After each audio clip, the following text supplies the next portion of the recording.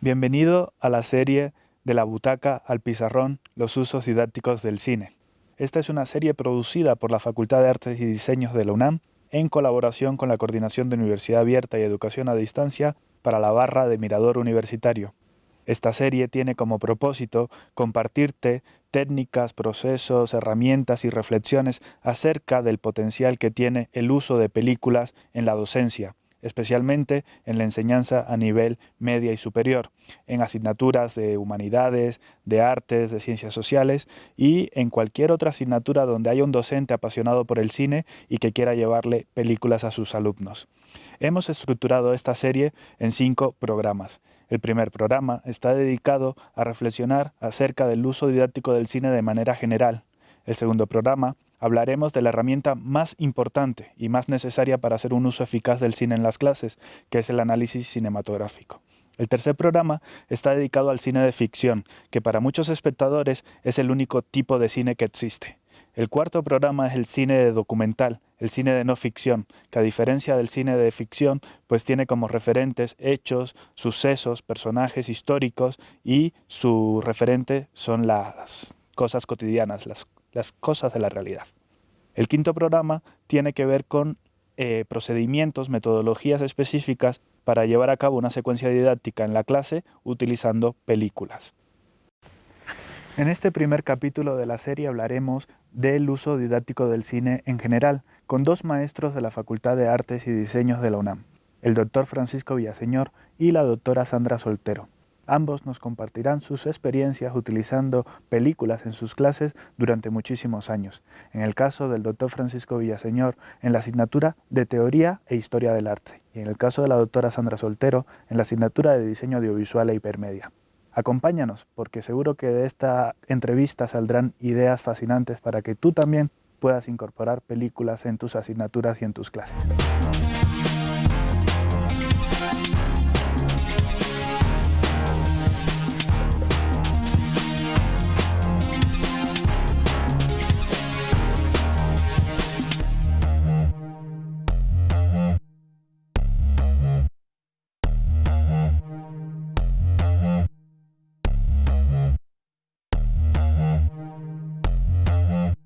Hola Sandra, muchísimas gracias por estar aquí acompañándonos en este programa de la butaca al pizarrón, usos didácticos del cine, especialmente en las artes y el diseño. Entonces, cuéntanos Sandra, ¿qué es para ti enseñar? ¿Qué es educar y por qué te dedicas a la docencia? Alguna vez alguien me preguntó que para mí qué era un alumno y de inmediato respondí que es un diamante en bruto. Es una persona que tiene todo el potencial para hacer lo que quiera. En este sentido, específicamente en el área de audiovisual, es poder enseñarles a disfrutar no solo la producción, o sea, el proceso de producción, sino también el que entiendan la relevancia que tiene su trabajo en función de lo que está comunicando su proyecto.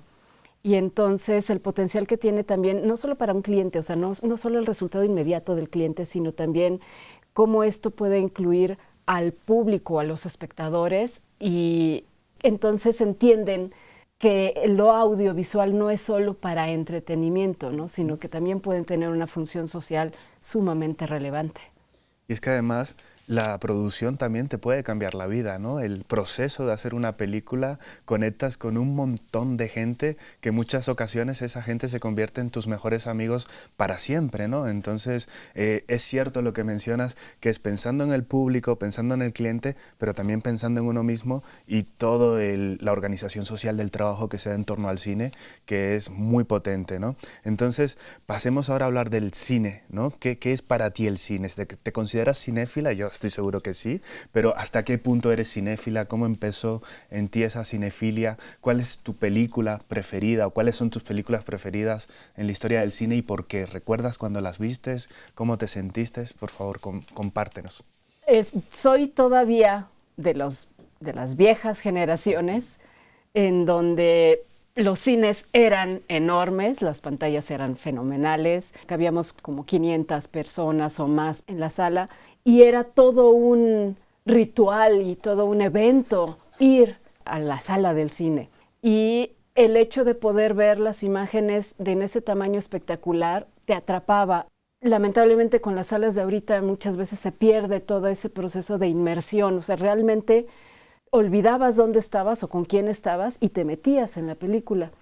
Las grandes películas me tocó verlas, por ejemplo Star Wars, me tocó ver Alien, y además de eso, junto con mi familia, siempre hemos visto cine en televisión, en las transmisiones abiertas, y desde entonces me gustó mucho. Ya en la carrera me empecé a especializar precisamente en todo lo que fue el área de audiovisual y me encanta, no solo el proceso de la producción, o sea, el poder entender la parte técnica, el uso del equipo, el poder organizarte con un grupo de personas, saber muy claro qué es lo que quieres y sobre todo el tener la posibilidad de manejar imágenes de movimiento y sonido combinados, que en muchas otras áreas del diseño eso no se tiene, ¿no?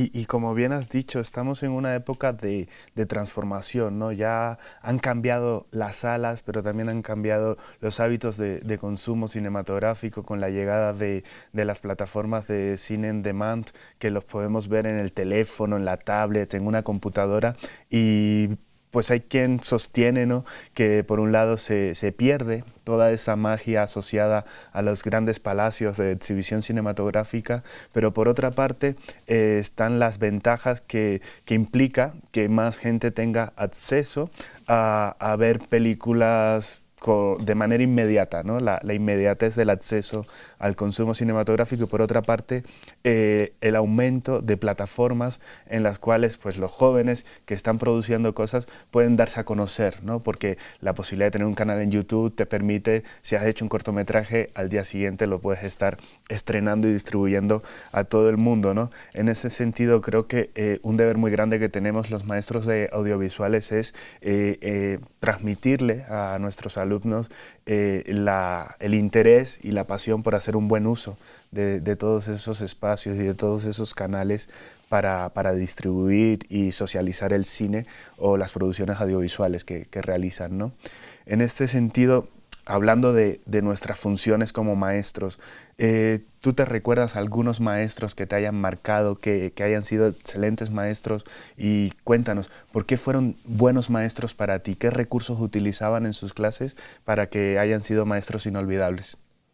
Bueno, en mi época hay que entender que todavía existía el video, pero era como la máxima tecnología que había, ¿no? En cuanto al estudio de audiovisual en la escuela. Todavía yo aprendí con diapositivas. En ese entonces eran pocos los profesores que había. Me acuerdo de Alberto Palacios, que fue uno de los profesores icónicos de la escuela. También me tocó estudiar con el profesor Abel, que él se enfocaba también mucho en todo lo que era la parte de la narrativa audiovisual, y tiempo después estuve con el profesor Juan Carlos Mercado. También conocí a varios profesores que daban cine, Manuel López Monroy, por ejemplo, pero en ese entonces no era tan fácil tener tanto acceso, por ejemplo, al equipo. Había profesores, incluso todavía, que llevaban su equipo personal para poder mostrarnos cómo eran los procesos, para poder tener una práctica más cercana a lo que era la producción real. Y los ejemplos que veíamos era en videocassette, ¿no? En el formato VHS, e incluso en esas épocas teníamos que editar en formatos VHS, ¿no? Era todavía... Insisto, me tocaron, soy de las últimas generaciones que pudimos aprender de una manera como más análoga en ese sentido, o sea, más rústica, más manual, y eso también nos ayudó mucho a entender cómo el esfuerzo y la organización que implica trabajar en este tipo de proyectos. Sí, por ejemplo, en mi caso, que muchos de los cursos que imparto son a distancia, muchas veces me toca también andar batallando con la cuestión de qué películas compartir a mis alumnos, en el sentido de que sabemos que el cine está protegido por la ley de propiedad intelectual, ¿no? Entonces, cuando uno lo lleva al salón de clase, parece que hay una especie de burbuja donde sí está permitido porque estás haciendo un uso didáctico, estás haciendo el derecho a cita, digamos. Pero cuando lo subes a una plataforma y lo comunicas, lo distribuyes, ahí es más complicado. Corremos el riesgo de que nos llamen la atención por estar haciendo un mal uso y distribuyendo electrónicamente un material que a lo mejor no fue hecho con esa finalidad. Ahora, volviendo a esto de usar el cine como recurso didáctico, en tu asignatura es evidente porque es producción audiovisual, pero ¿por qué no nos compartes algunos ejemplos de ciertos temas concretos que contiene el programa de tu asignatura y qué películas utilizas para enseñar esos temas? Pues básicamente se puede utilizar en todo lo que es el programa, ¿no? Desde lo que es el lenguaje audiovisual, ejemplos de narrativa, manejo del tiempo, la combinación de la imagen con las pistas de audio, el silencio, los flash forward, flashbacks, es prácticamente completo. Y se tienen que entonces utilizar ejemplos que sean lo suficientemente claros para que el alumno lo entienda. Y aquí también algo que es importante es darles la posibilidad de conocer producciones que podríamos considerar clásicas o antiguas, que son relevantes en la historia del cine y de todo lo que es la parte de la narrativa audiovisual y que en muchas ocasiones no conocen.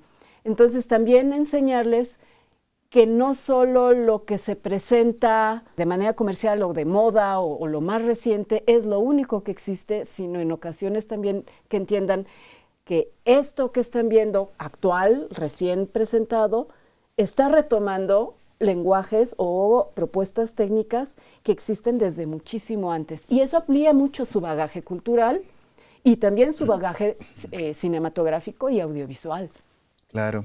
Y, por ejemplo, para ahondar en alguno de los temas, como es el caso del plano secuencia, de las tomas largas, ¿qué películas recomendarías? Porque yo batallo muchas veces con mis alumnos a la hora de explicarles conceptos como qué es una escena, cuándo una escena deja de ser escena y pasa a ser una secuencia, la diferencia entre tomas largas y todas estas películas que son maravillosas. ¿Cuáles nos puedes comentar? Bueno, utilizo 2001, Odisea del Espacio, el intro de Halloween.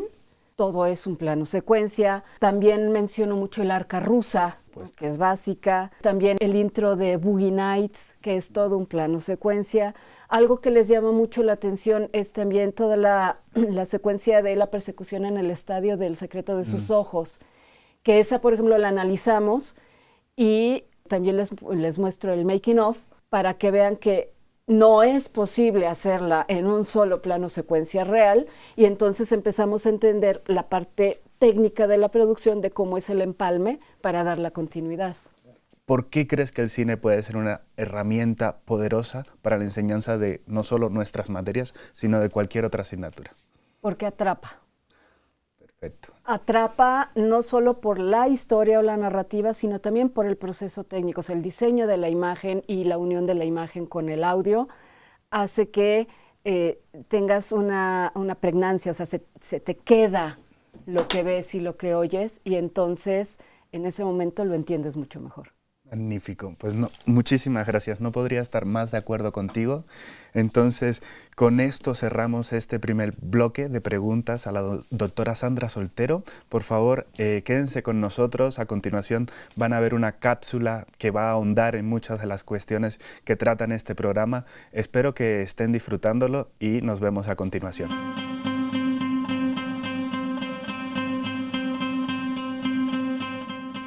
Vivimos en una sociedad cuya cultura es evidentemente audiovisual. La imagen es una de las principales fuentes de conocimiento.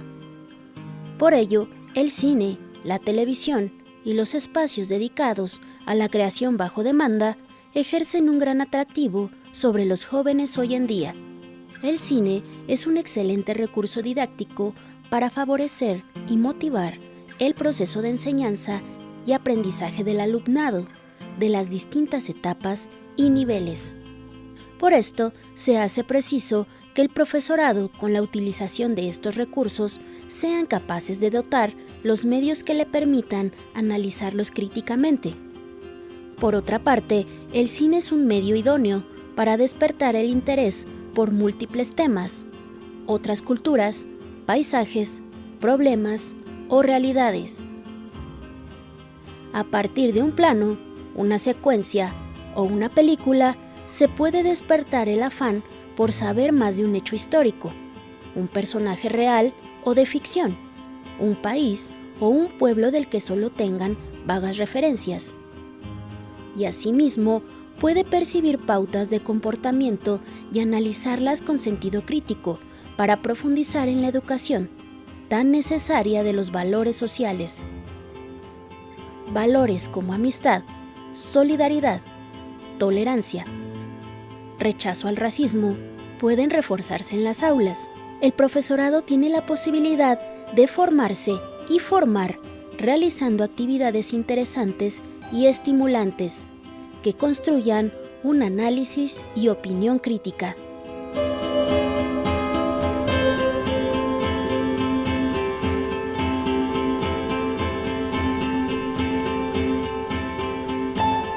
Bienvenidos a este segundo bloque de entrevista con la doctora Sandra Soltero. Sandra, muchísimas gracias. Estábamos hablando acerca de incorporar películas en las clases. Ya nos has dicho que para ti es una obligación por el tipo de asignaturas que impartes. Pero cuéntanos, ¿cómo ven tus alumnos las películas? ¿Se las proyectas durante la clase? ¿Les pides que las vean en casa? Y en caso de que las proyectes en clase, ¿qué nos recomendarías para que los maestros que hagamos proyecciones en el salón de clase, pues las proyecciones sean de calidad? Bueno, de todos los ejemplos los mini cortos que ponemos en clase, les digo que las tienen que ver en casa, en sus momentos, sobre todo para que entiendan de qué se trata toda la historia y la relevancia que tienen en la historia del cine. Y hacia el final del curso les pongo 2 películas, una que es La Noche Americana de Truffaut y otra que es Living in Oblivion. Las vemos completas en el salón y después de eso hacemos ya toda una serie de reflexiones y comentarios sobre qué les parecen esas películas como ejemplo de lo que se vive en una producción audiovisual.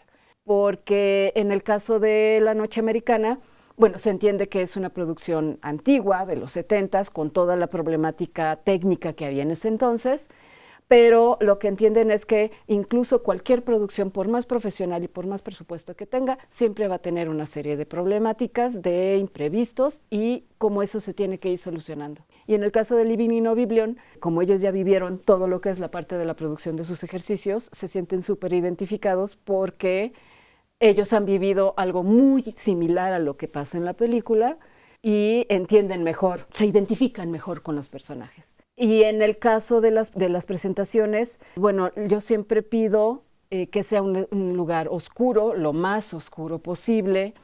Lo ideal sería que tuviera una pantalla lo más grande posible, también para que los alumnos puedan percibir detalles o pequeños elementos en la imagen y pues lamentablemente pues sí tiene que ser con un sonido o un volumen lo suficientemente alto para que se pueda escuchar con calidad los diálogos, la música, los incidentales y demás. Lamentablemente, en muchas ocasiones se llega a oír el ruido de los salones que están junto, o en ocasiones nuestro volumen puede influir en las otras materias, pero es importantísimo. No puedes enseñar cine sin disfrutar con la suficiente calidad técnica una película. Entonces, pantallas pequeñas o con problemas técnicos pues realmente no funcionan en ese sentido. Claro, para mí lo que has mencionado antes del disfrute es una cuestión fundamental, importantísima, pero como en todo en la vida, ¿no? Pero en el cine más, porque a pesar de que estamos hablando de que el cine es plausible de ser un recurso didáctico, es decir, dentro de un contexto académico, no podemos dejar de lado el goce, ¿no? Entonces yo a mis alumnos incluso les invito a que si lo desean pueden venir con palomitas, ¿no? Siempre y cuando dejen todo limpio después, pero para que haya esa conexión entre lo académico y el pasarla bien, ¿no? El lado lúdico de la educación que es tan importante. Entonces, en ese equilibrio estamos cuando proyectamos películas. No es solo para que se entretengan los alumnos, que eso es una concepción errónea del uso del cine en las clases, pero tampoco tiene por qué ser algo aburrido, ¿no? Entonces, en ese sentido, pues yo procuro incorporar dinámica siempre, ¿no? Que no solo sea ver la película e irnos para la casa, sino antes, durante y después estoy incorporando ciertos ejercicios y ciertas dinámicas. En tu caso, ¿qué tipo de dinámicas has hecho o qué tipo de dinámicas sugieres para los profesores que incorporen películas en sus clases? Bueno, hay muchas opciones. Algo que también se puede hacer y que ayuda mucho y que a los alumnos también les ayuda a entender esta función didáctica del cine es, en muchas ocasiones, no solo dejarles ver la película porque lo consideran entretenimiento, sino, por ejemplo, en muchas ocasiones, sin audio. Específicamente cuando quieres enfocarte en algo de la imagen, porque el audio podría volverse un distractor, o al revés. También en muchas ocasiones solo escuchar el audio sin generar imagen. O, por ejemplo, empezar a comparar diferentes propuestas y ver cómo se van relacionando o se han influido unas entre otras para empezar a entender también parte de la producción y de la historia del cine. Claro, el tipo de iniciativas que nos estás compartiendo, Sandra, a mí me parecen muy positivas, incluso para trabajar cuestiones de creatividad, cuestiones de pensamiento lateral, de ver cómo de una cuestión que está pensada específicamente para, por ejemplo, el puro entretenimiento, podemos en nuestros alumnos hacerles ejercicios que fomenten otro tipo de usos y de aplicaciones creativas y estéticas, ¿no? De la imagen y del sonido. A mí me encanta, por ejemplo, darles a mis alumnos un texto y que con ese texto hagan una banda sonora, un paisaje sonoro, y eso después lo combinan con diferentes tipos de cortometrajes, queda padrísimo, ¿no? Entonces creo que para otros maestros de otras escuelas como de escritura creativa, el cine también puede ser una herramienta muy poderosa, ¿no? Y es como de los objetivos de esta serie, que también no solo se utilice en artes y diseño, sino que el cine pueda entrar a otras escuelas y facultades, ¿no?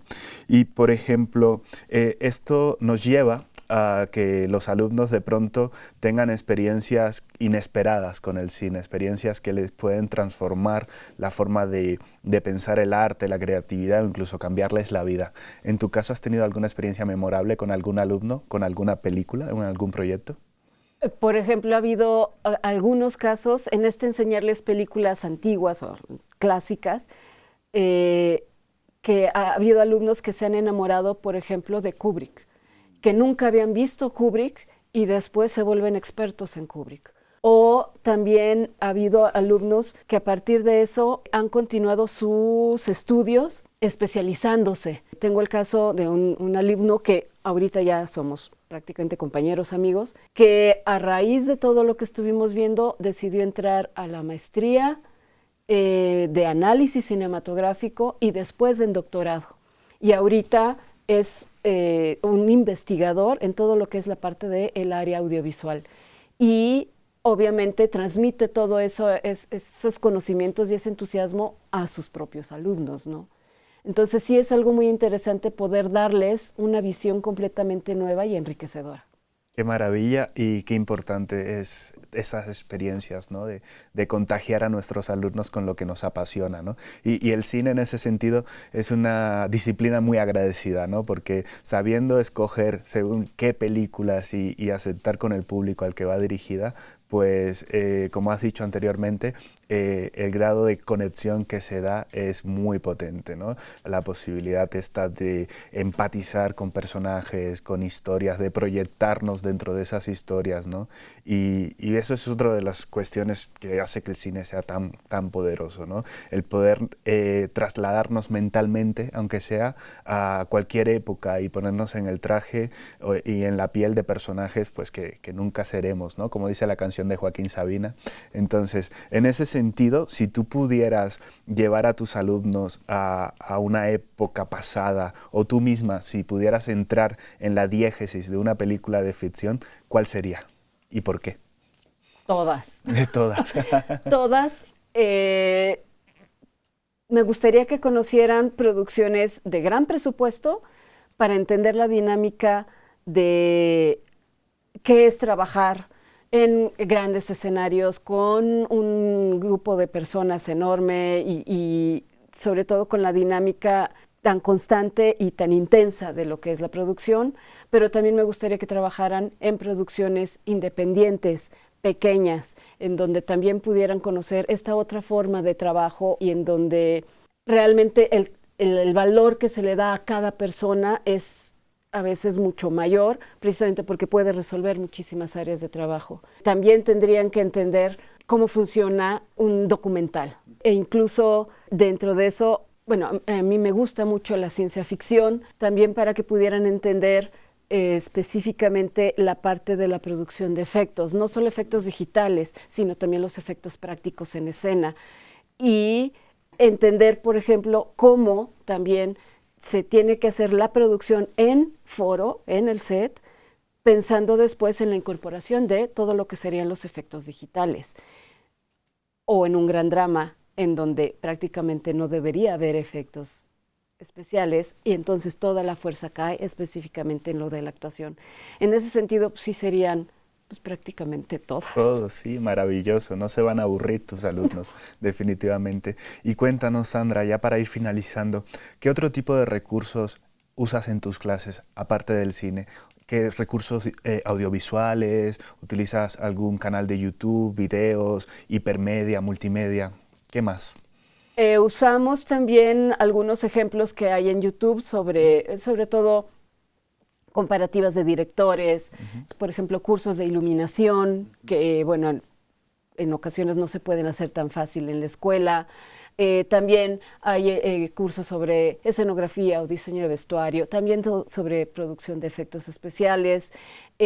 Aparece por su cuenta, obviamente los alumnos ya tienen toda una serie de catálogos de tutoriales los cuales revisan. Y en clase, por ejemplo, también usamos ejemplos de guiones reales que han sido producidos previamente para empezar a analizarlos y a partir de ahí poder entender cómo han sido después de los resultados a la hora de la producción.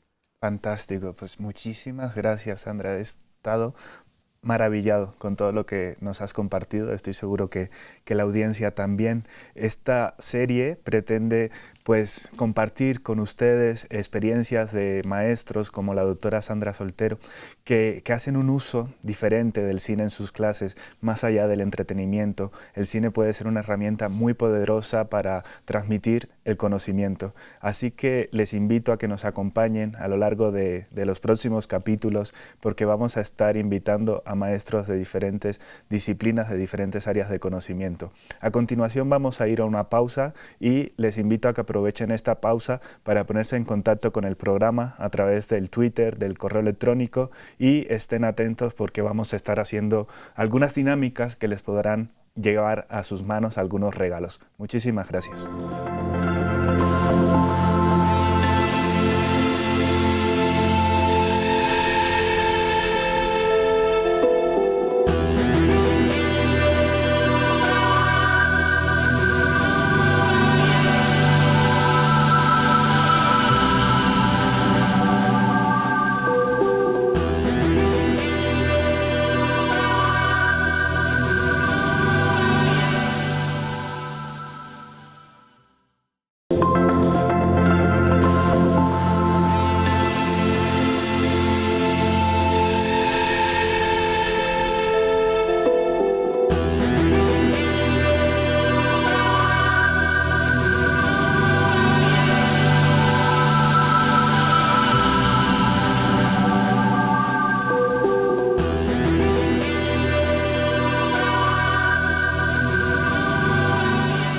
Esta serie pretende ser una serie interactiva, por lo tanto te invito a que te pongas en contacto con nosotros a través del correo electrónico, el teléfono y las redes sociales y que participes en las diferentes trivias que vamos a ir lanzando para que entres al sorteo de increíbles regalos de películas y libros de la Facultad de Artes y Diseño.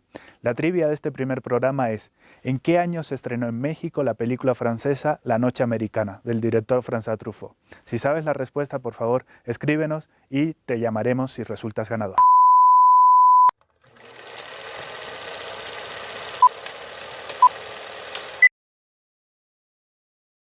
Bienvenidos una vez más a esta serie de la butaca al pizarrón, el uso didáctico del cine en las aulas. No olviden, por favor, ponerse en contacto con el programa a través del teléfono, del correo electrónico y de las redes sociales, sobre todo a lo largo de este bloque de entrevista que vamos a tener con el doctor Francisco Villaseñor. Como les dije en la presentación, el doctor tiene más de 3 décadas siendo docente e investigador. Entonces, Francisco, muchísimas gracias por aceptar esta invitación y por estar aquí en el programa. Y supongo que a lo largo de tantos años de docente ya te han hecho esta pregunta en varias ocasiones, pero por favor, compártenos. Sí. ¿Para ti qué es ser docente? ¿Para ti qué es enseñar? Bueno, antes que nada, un agradecimiento por la invitación. Bueno, enseñar es para mí prácticamente una pasión. Es mi vocación, ¿no? Desde siempre quise ser maestro. Vengo de familia de maestros de varias generaciones, entonces, pues de alguna manera siempre estuve metido en este ámbito. Y la verdad es que, bueno, desde siempre, como comentaba, mi intención fue transmitir el conocimiento, formar gente, interactuar con los grupos, con los alumnos. Pues yo lo diría más bien como mi pasión, ¿no? En la vida, y creo que nunca va a terminar. Qué bueno, ¿no? Es una vocación, es una especie de llamado que sentimos algunos, ¿no? Y que no nos puede alejar de las aulas. Así es. Como estudiantes permanentes, ¿no? Ser maestro también es una forma de permanecer constantemente estudiando, actualizándonos. Claro. Y compartiendo y transmitiendo generosamente todo esto que aprendemos. En tu caso, Francisco, ¿podrías comentarnos cuáles son las materias que has impartido o que estás impartiendo? ¿Cuáles son las que más te han gustado, en las que más te gusta enseñar? Bueno, mi formación es de historiador del arte. Entonces, las materias que he cubierto es teoría del arte, ¿no? Todas las historias, prácticamente todas. Historia del arte universal, como se entiende, ¿no? Desde la prehistoria hasta el arte contemporáneo moderno. Y como parte de mi especialización en la universidad, que fue el arte en Mesoamérica, arte antiguo en México, pues también las materias de arte mesoamericano también han sido parte de mis materias que he dado a través de mi carrera profesional. Así es que pues desde niño he estado en contacto con esta manera de expresión, ¿no? Y sí veíamos mucho cine en mi casa, estábamos todo el tiempo en contacto con comentarios que tenían que ver con los grandes actores y la época de oro del cine, desde el cine mudo, ¿no? Se comentaba en la sobremesa y en cualquier reunión que tuviéramos. Entonces, finalmente siempre he estado en contacto con eso.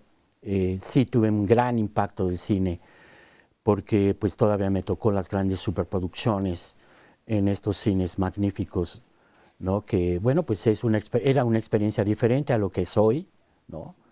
Y son distintas maneras de conectarte con el mundo del cine. Y por otro lado, pues siempre también me llamó la atención, yo he tenido como un doble perfil. En mi casa no solo eran maestros, sino también artistas. Entonces todo el tiempo estaba haciendo dibujo y estaba haciendo modelado. Y me acuerdo de las superproducciones, por ejemplo, de Walt Disney, con los dibujos animados. La verdad, pues, yo salía así como súper impactado, ¿no? Y entonces eso me motivaba a seguir dibujando y a hacer cosas. Entonces para mí era como el dos maneras de expresarme. Primero a través de ver las imágenes y luego tratar de reproducir, ¿no? Cuestiones visuales, de tal manera pues que siempre he estado en contacto. Me sería muy difícil hablar de una o dos películas que fueran así como mis preferidas. Todo el cine me encanta, pero sí me acuerdo de superproducciones, ¿no? Como te decía, Los 10 Mandamientos, me acuerdo que los vi en el estreno, Mary Poppins lo vi en el estreno, Star Wars también lo vi. Hay muchas, sería muy complicado para mí decir. Yo creo que cada película también, independientemente de todo, te da un mensaje y expresa algo, de tal manera que todas te dan algo, ¿no? Yo sí creo que soy muy sensible como para todas. Entonces, en tu experiencia como alumno, ¿cuáles han sido los maestros que más te han impactado? Que hayan sido mejores maestros y por qué fueron tan buenos maestros, qué recursos utilizaban, cuál era el arma secreta de estos maestros. Fíjate que ahí tengo una situación a lo mejor un poco sui generis, porque tuve muchísima suerte de contar con los mejores maestros en el área. Por ejemplo, ya en la universidad, pues los maestros que tuve eran los top guns de la materia. Entonces, como yo estaba especializándome en arte mesoamericano, en arte prehispánico, los investigadores eran los que me daban clases, ¿no? Entonces, fíjate que ahí la situación es que, bueno, yo en ese momento era el mundo todavía sin computadoras, ¿no? Todo era análogo, todo era a través de otros medios, ¿no? Y entonces lo que a mí me impactaba mucho de estos maestros era de entrada ya meramente su personalidad, que eran como personajes de película, ahora que lo conecto, ¿no? Era como tener a Indiana Jones dándote clase, ¿no? Entonces era el descubridor de Palenque el que me estaba dando clase. Wow. Eduardo Matos fue mi maestro y estaba en ese momento excavando el Templo Mayor, ¿no? Entonces tenían un discurso fenomenal, estaban llenos de anécdotas que no encontrabas en ningún libro, ¿no? No era este discurso, no quiero decir académico, porque a lo mejor lo estoy como prejuiciando el término. No eran tan serios, en las clases eran bastante divertidos, ¿no? Sin que esto sea algo malo, no, para nada. Pero que al mismo tiempo nos contaban todo lo que era alrededor de este trabajo, que luego ves en un libro de manera como muy frío. Claro. En esa época yo estudié todo con transparencias, por ejemplo, en términos de audiovisuales. Había la telesecundaria, por lo tanto había algunas pantallas, todavía de estas volumétricas, ¿no? De gran fondo, y si acaso llegaban a pasar algún otro documental, pero esto era más bien en un lugar especial de la universidad, ¿no? En el auditorio, en algún otro lado, no en el aula. En el aula todo fue con transparencias, ¿no? Entonces...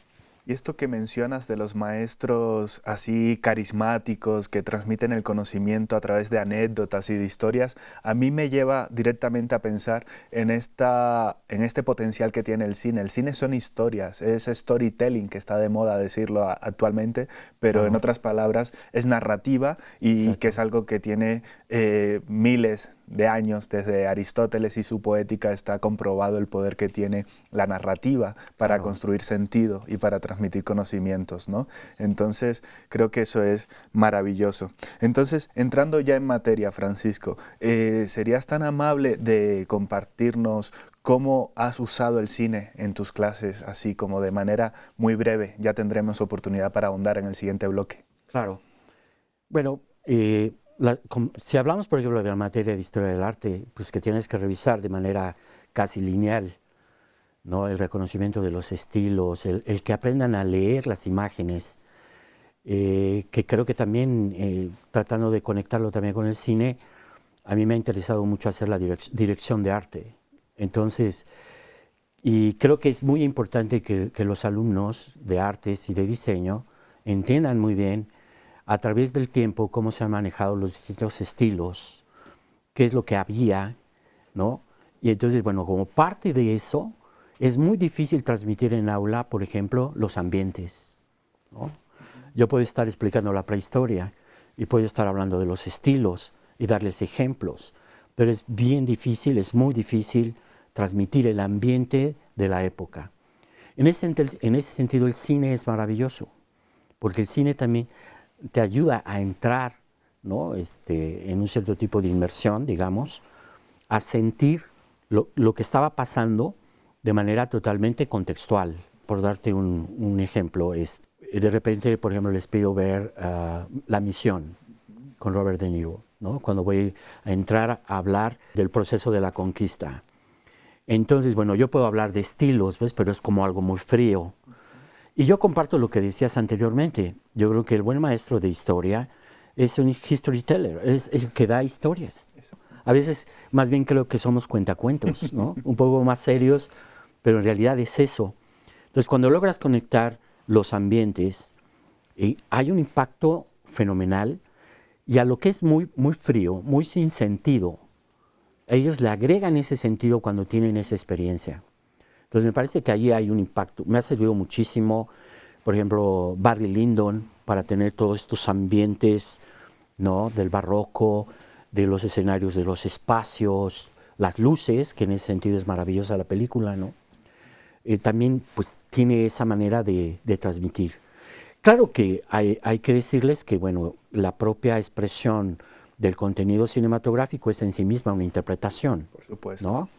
Y tengo que aprender en el ejercicio a establecer cuáles son los criterios de lo que está como probado dentro de la metodología histórica, ¿no? Y dónde está la interpretación, pero que también es válida, ¿no? Claro, esa es una de las funciones fundamentales y más importantes que tenemos como maestros, ¿no? Hacer esa intermediación entre el lenguaje cinematográfico, la interpretación del artista que está detrás del guión y de la dirección, con relación a la verdad histórica, por así decirlo, la cual también en muchos casos es fruto de la interpretación, de los esquemas mentales del historiador y de su ideología y de su postura, ¿no? En este sentido, pues el cine no viene a sustituir al manual o al libro de texto, sino a complementarlo, como bien ha señalado, e introducir lo empático, ¿no? La construcción de la posibilidad de estar rodeado de una atmósfera que en un libro de texto es muy complicado, muy difícil poderlo conseguir, ¿no? Sí. Entonces, vamos a seguir hablando de todo esto en el siguiente bloque, pero ahora vamos a dar pausa para que los espectadores puedan ver una cápsula de información acerca del uso didáctico del cine en las aulas de la UNAM y, por favor, en el transcurso de este tiempo, pónganse en contacto con el programa, envíennos preguntas y estén atentos a las dinámicas que vamos a poderles ofrecer para que obtengan algunos obsequios del programa. Nos vemos en unos segundos.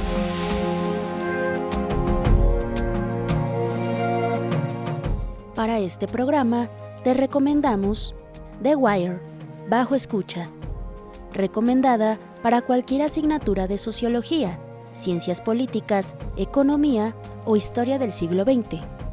La corrupción policial, las frágiles lealtades dentro de los cárteles y la miseria vinculada al narcotráfico son algunos de los problemas denunciados en esta serie.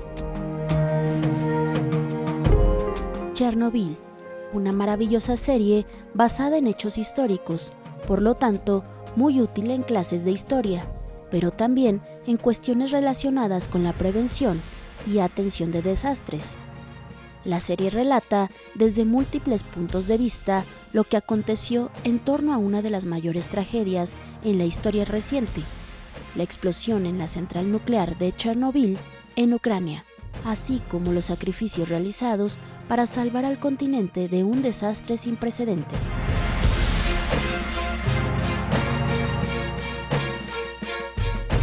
Bienvenidos a este otro bloque de entrevista con el doctor Francisco Villaseñor. Estamos fascinados con este tema de la historia a través del cine, ¿no? De la representación cinematográfica de la historia, de la cual es un experto. Entonces, mándenos sus preguntas, estén en contacto a través de las redes sociales para seguir ampliando este conocimiento. Entonces, Francisco, coméntanos, ¿qué otro tipo de recursos audiovisuales conoces para llegar a tus alumnos y transmitirle el conocimiento de la historia? Fíjate que en ese sentido, en apoyo a la historia del arte o al estudio del arte en sí a través del tiempo, pues hay herramientas de apoyo esenciales, como pueden ser desde un documental, que es digamos algo como más duro en cuanto al contenido, ¿no? Está una superproducción que también tiene un valor, pero también puede haber, por ejemplo, series, ¿no? En ese sentido, por ejemplo, destacan muchísimo las series de la BBC, que tienen un rigor histórico impresionante, que hay una reconstrucción de los espacios y de las escenas realmente impecables, ¿no? Aparte de lo que pueda hacer el guión, que pueda tener alguna libertad de interpretación, que es totalmente válida. Pero, por ejemplo, en una de estas series como Isabel I, todas estas cuestiones de Ricardo Corazón de León y todas estas del medievo, yo puedo usar muy bien estas series para hablar de estilo, para hablar de cuestiones de contexto cultural, además vienen apoyadas con música, lo cual luego en las materias de historia del arte no se contempla, ¿no? Porque te vas solo a la imagen, siendo que la imagen nunca ha estado desprendida del sonido, de la música. Entonces deberían de estar siempre como empatadas, ¿no? Entonces estos recursos te dan muchos elementos como para tener ahí una situación mucho más contextual, si la sabes usar, si sabes usar la herramienta. Creo que también ahí uno va aprendiendo como a sacarle todo el jugo que puedes tener en una superproducción. Y en ese caso, bueno, pues se extraña mucho que en México no haya ese tipo de trabajos, ¿no? Pues en México tenemos una deuda impresionante desde el punto de vista de la historia, porque hay periodos importantísimos de nuestro proceso histórico donde no hay nada. Entonces, como quiera, se alaba cualquier esfuerzo por tratar de tocarlos, ¿no? Como esta película de Apocalipto, de Mel Gibson, que pues desde mi campo de la arqueología y de la historia del arte prehispánico, puedo tener observaciones, ¿no?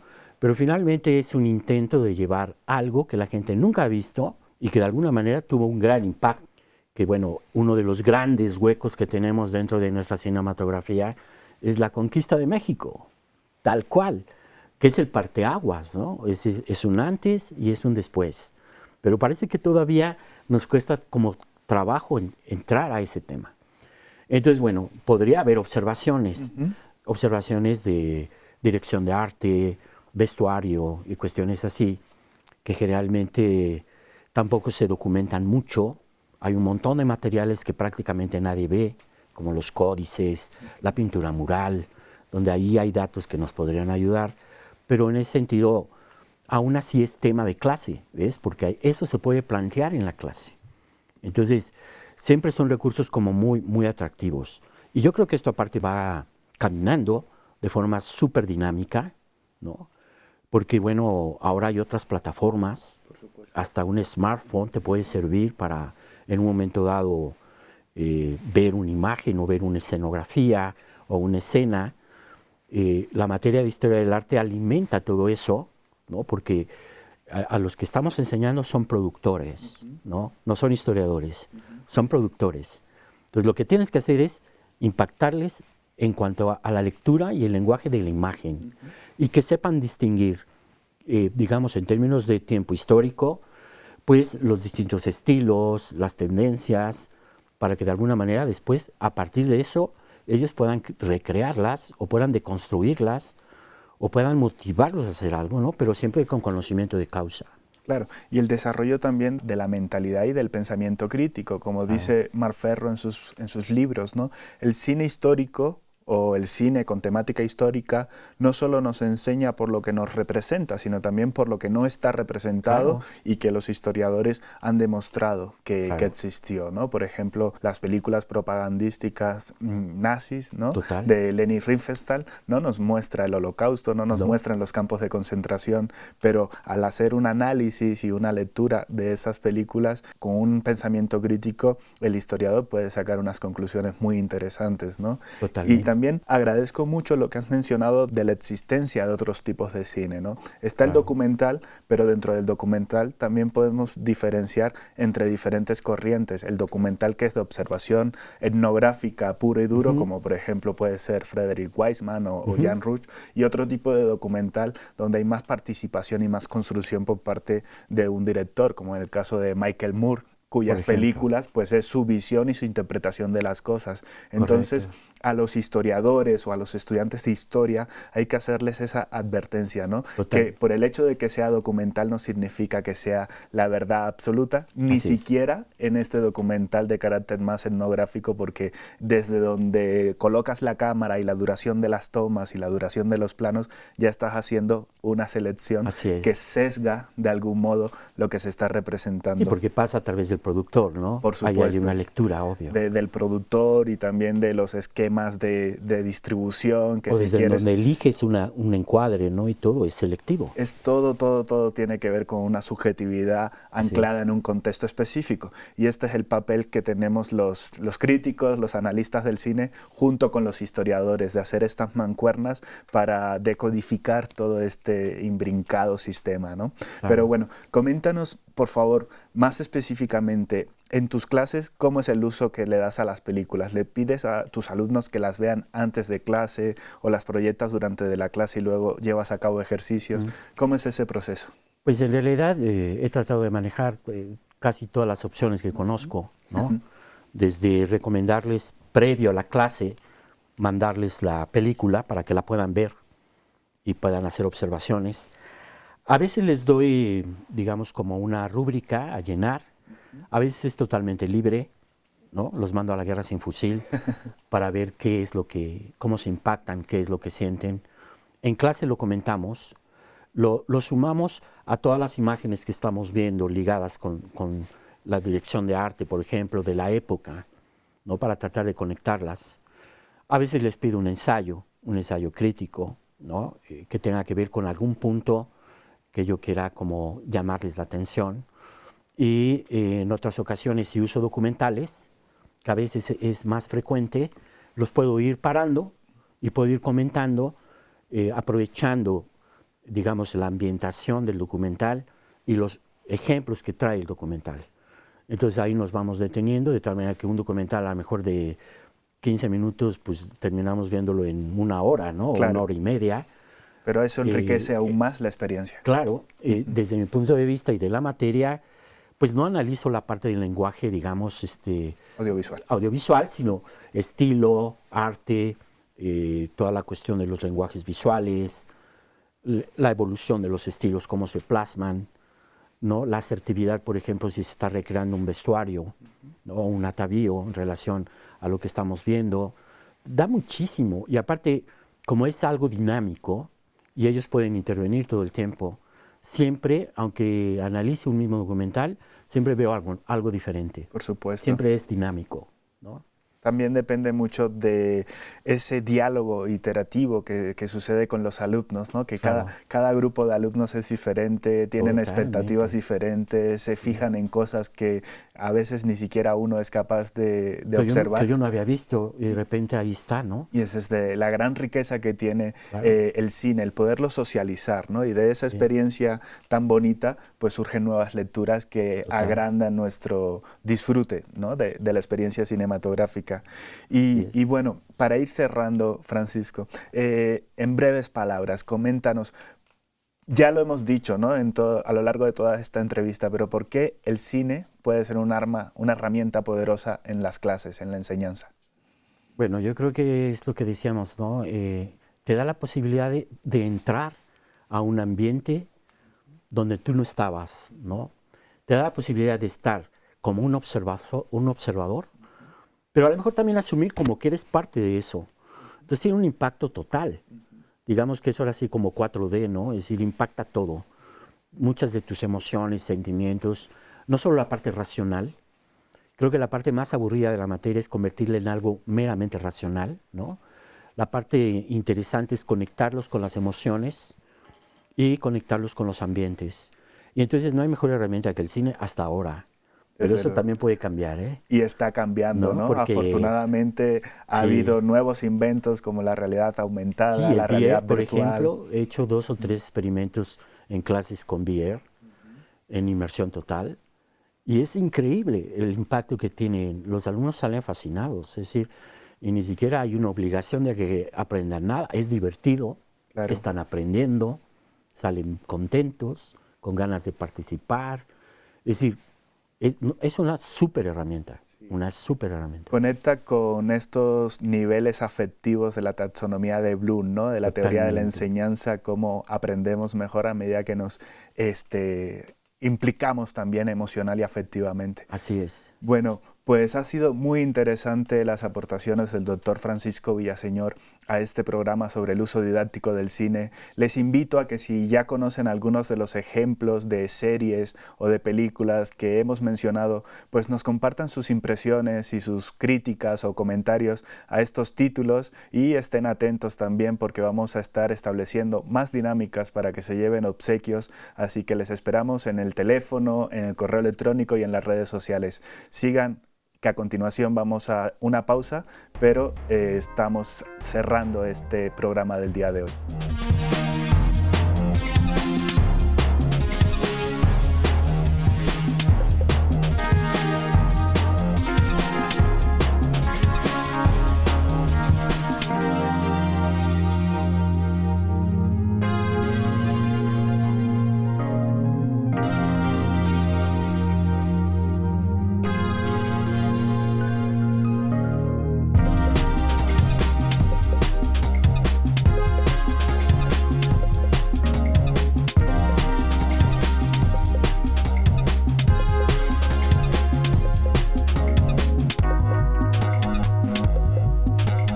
hemos podido ver en las entrevistas al doctor Francisco Villaseñor y a la doctora Sandra Soltero, no tenemos por qué tener miedo de introducir el cine en nuestras clases. Da igual que sea una asignatura de historia o una específicamente de audiovisuales, cualquier asignatura, cualquier película puede ser plausible de llevar una experiencia de aprendizaje a nuestras clases y a nuestros alumnos y que sea algo realmente eficaz en la docencia y en la enseñanza.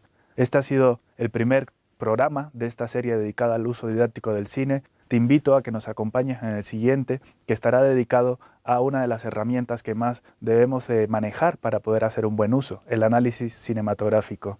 Sigue disfrutando del cine y no olvides llevárselo a tus alumnos. Hasta la próxima.